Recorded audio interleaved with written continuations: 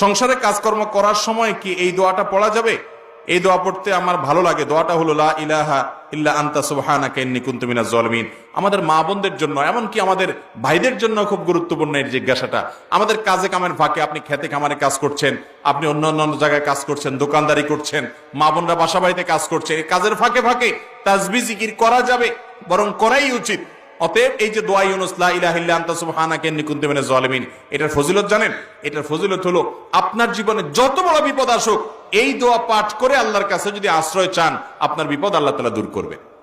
কোরআনে আল্লাহ ওয়াদা করেছেন ওয়াকাযালিকা নুনজিল মুমিনিন, এই দোয়ার মাধ্যমে যেইভাবে ইউনুসকে আমি মুক্ত করেছি, এমন ভাবে ঈমানদারদেরকেও মুক্ত করব। নবী করিম সাল্লাল্লাহু আলাইহি সাল্লাম বলেছেন, আমার ভাই ইউনুস যে দোয়া পড়ে আল্লাহর কাছে বিপদ মুক্তি পেয়েছেন, তোমরা সে দোয়া পড়ে আল্লাহর কাছে বিপদ থেকে মুক্তি চাইবা। এই জন্য এটা পড়বেন। আর বিপদ মুক্তি ছাড়াও এমনি বেশি বেশি করে আপনি দোয়া ইউনুস পড়তে পারেন কাজের ফাঁকে।